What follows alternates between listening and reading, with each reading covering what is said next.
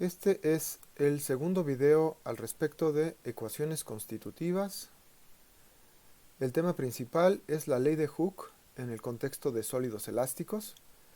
Se plantea a partir del modelo hiperelástico y en el camino aparecen los parámetros de Lamé, que en el contexto de sólidos elásticos son el módulo de Young y el coeficiente de Poisson.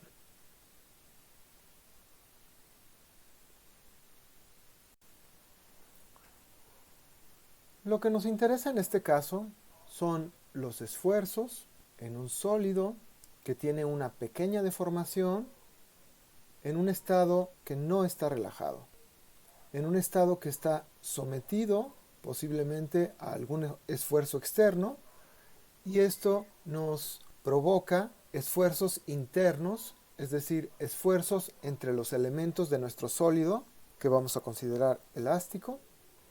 Para buscar tales esfuerzos, recordemos cómo es la energía de una partícula en un cierto campo potencial. Esta energía la podemos expresar de esta manera. Es una integral que suma pequeñas contribuciones de trabajo que son un producto de una fuerza por un pequeño desplazamiento. Esta misma expresión la podemos escribir de otra manera. Y en notación vectorial nos queda así. Es decir, en este caso la fuerza es derivable de un potencial.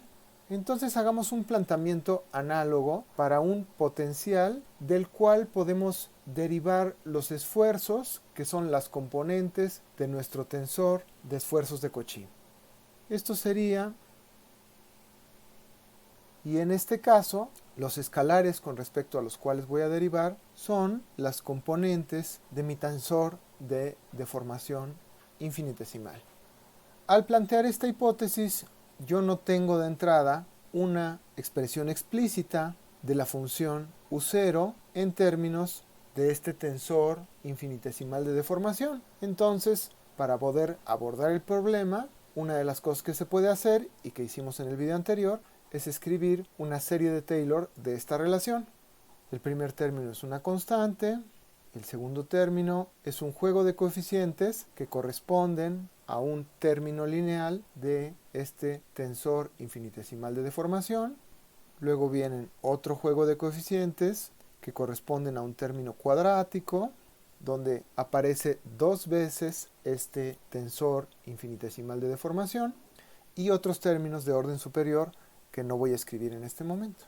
Hago énfasis otra vez en que lo que aparece aquí son constantes, constantes y constantes. Lo que me interesa, como está señalado aquí arriba, es justamente la derivada de esta expresión. Entonces, escribimos explícitamente esta derivada. La derivada de mi potencial con respecto a una componente arbitraria de este tensor infinitesimal de deformación. El primer término es 0 y el segundo término me queda de esta manera.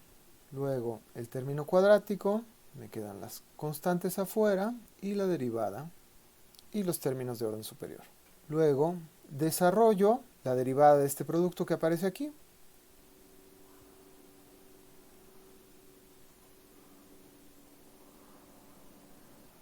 Y resuelvo las derivadas, esta de aquí y esta de aquí. Todas ellas son derivadas de una componente del tensor infinitesimal de deformación con respecto a una componente del mismo tensor. Esta puede ser igual o diferente a la componente que se está derivando. En el caso de que sea igual, tendremos 1, y en el caso de que sea diferente, tendremos la derivada igual a 0. Entonces expreso esto con deltas de Kronecker. Esta derivada de aquí va a ser una delta de I con M por otra delta de J con N. Este producto es 1 solamente cuando la I es igual a la M y la J es igual a la N, y en cualquier otro caso es 0. De manera completamente análoga, en este término me va a quedar un producto de dos deltas, una que tiene K y M y otra que tiene Ln. En esta derivada de acá me va a quedar otra vez dos deltas, IM y JN. Luego opero las deltas aquí, opero las deltas con estos dos índices que están acá, opero estas deltas con estos índices y los términos de orden superior. Reescribo los dos últimos términos para factorizar el elemento del tensor infinitesimal de deformación.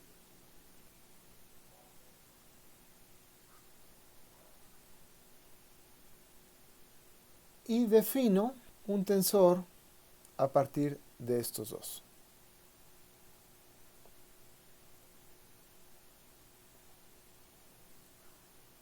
Entonces me queda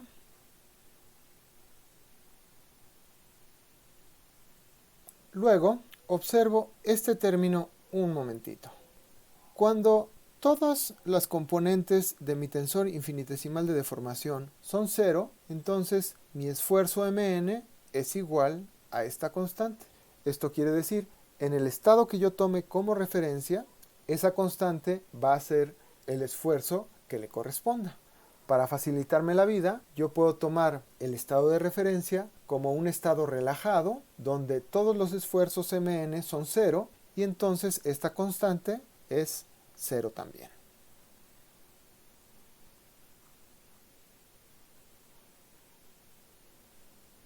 Finalmente, trunco esta serie para que la relación sea lineal entre los elementos de mi tensor de esfuerzos de Cauchy y los elementos de mi tensor infinitesimal de deformación, y llego a la relación que estaba yo buscando. Reacomodo un poquito y reescribo algunas de las relaciones que teníamos arriba. Entonces puedo decir, suponiendo que mis esfuerzos en el tensor de esfuerzos de Cauchy son derivables de un potencial, yo hago un desarrollo en serie, me quedo con este desarrollo a un orden que me indica una relación lineal entre mi tensor infinitesimal de deformación y mi tensor de esfuerzos de Cauchy, y obtengo estas relaciones que están acá. A este tipo de modelo se le llama sólido hiperelástico. Recuerdo algunas de las observaciones que hicimos en el video anterior. La relación que hemos obtenido es una relación donde hay unos coeficientes que están multiplicados por el tensor infinitesimal de deformación. Estos en principio son 81 coeficientes diferentes. ¿Por qué 81? Porque cada una de las 9 entradas, en principio 9 entradas de mi tensor infinitesimal de deformación, va a generar un cambio en cada una de las 9 componentes de mi tensor de esfuerzos de Cauchy. Cada uno de estos cambios tiene una constante de proporcionalidad. Entonces, si yo cuento todas las parejas posibles, son 9 por 9 y esto me da 81 coeficientes. Cuando yo tomo en cuenta las simetrías, por ejemplo, ya sabemos que el tensor infinitesimal de deformación es simétrico y el tensor de esfuerzos de Cauchy es simétrico también, entonces reduzco drásticamente la cantidad de coeficientes que yo debería tomar en cuenta para describir de manera completa un determinado material. Podría irlo haciendo tomando en cuenta una simetría, viendo cuántos me quedan, tomando en cuenta otra simetría, viendo cuántos me quedan, etc. Pero podemos hacer un paso que nos lleva a un resultado muy bueno y muy rápido, tomando en cuenta que yo considero, para empezar, un material isotrópico, que ya discutimos en el video anterior.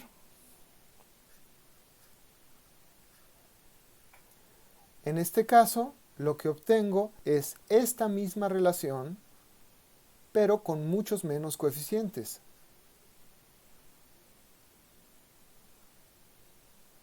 La reescribo con IJ nada más para que sea más común la notación. Como se mencionó en el video anterior, los coeficientes lambda y mu se llaman parámetros de Lamé. Y les podemos dar, ya en este caso, una interpretación física mucho más clara cuando los escribimos de la siguiente manera.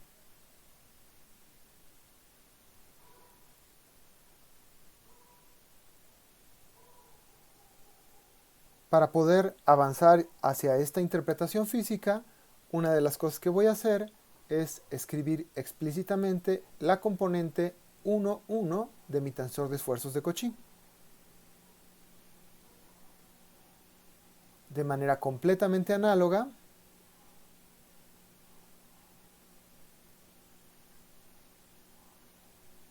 si yo sumo estas tres expresiones, lo que tengo es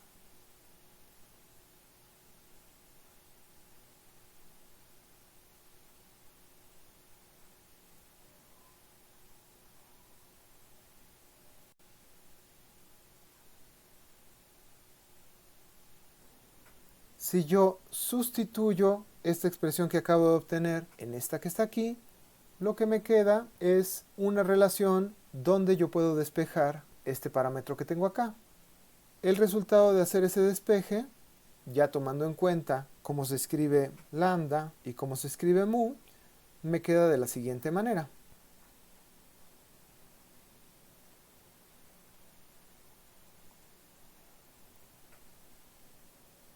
Que es una expresión un poquito más sencilla y que nos va a ayudar en esta interpretación física de la que les estoy hablando.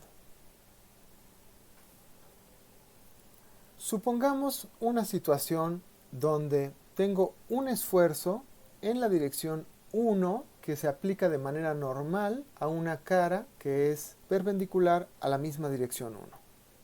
Entonces, esta componente de mi tensor de esfuerzos es diferente de 0. Supongamos también que las otras dos componentes de la diagonal de mi tensor de esfuerzos de Cauchy son 0. Entonces, la expresión que obtengo para la componente 1,1 de mi tensor diferencial de deformación es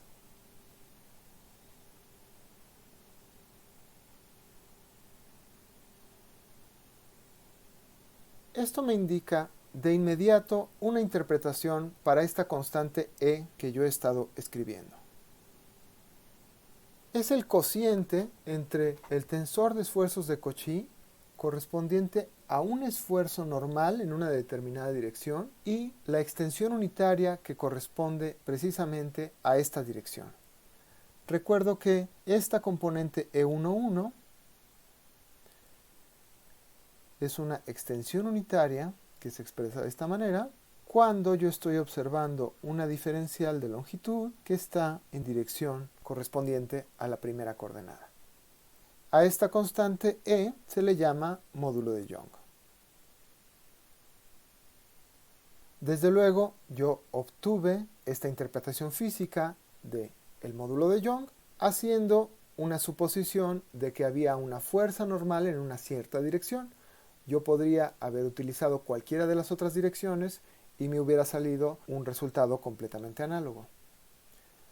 Luego, en esta misma situación, yo puedo escribir la componente 2,2 de mi tensor infinitesimal de deformación. El primer término es 0 y el segundo término solamente tiene la componente 1,1. Si yo tomo el cociente, lo que tengo es decir, puedo despejar la otra constante que es esta nu y me queda. Entonces puedo describir esta interpretación física. La nu es un cociente con un signo de dos extensiones unitarias correspondientes a una situación donde se aplica un esfuerzo normal en una cierta dirección. La que aparece arriba es transversal a la dirección donde se está aplicando el esfuerzo y la que aparece abajo es en la misma dirección en donde se está aplicando este esfuerzo. Este coeficiente nu en algunos textos se puede encontrar como razón de Poisson o cociente de Poisson y en algunos otros como coeficiente de Poisson. Si yo considero una situación donde yo observo dos diferenciales, una que originalmente apunta en la dirección 1 y otra que apunta en la dirección 2, pero ambas de la misma magnitud, entonces lo que tengo aquí es decir, este es un cociente entre lo que incrementan unas ciertas longitudes en la dirección transversal y en la dirección sobre la cual se está aplicando este esfuerzo normal. Observo que El caso típico es que si yo aplico un esfuerzo de compresión, entonces voy a tener que en la dirección en la que estoy aplicando el esfuerzo, la longitud va a disminuir y en la dirección transversal la longitud va a aumentar. Entonces, en este cociente el numerador va a ser positivo y el denominador va a ser negativo. Entonces el cociente va a ser negativo y con el signo que aparece me va a dar un coeficiente de Poisson positivo. Nuevamente menciono, yo obtuve este coeficiente pensando en dos diferenciales en x1 y en x2, pero puedo obtener un resultado completamente análogo en cualquier otra dirección. De alguna manera, esta condición de isotropía justamente me está diciendo que yo puedo hacer este análisis en cualquier dirección. Finalmente, escribo de manera genérica esta misma expresión para el caso donde I es diferente de J.